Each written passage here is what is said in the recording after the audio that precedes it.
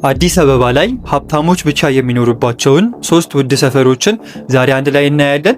ወደ ቪዲዮ ከመግባታችን በፊት የእናንተን ሰፈር ኮመንት ላይ አስቀምጡልን። በሶስተኛ ደረጃ አያት ሰሚት 72።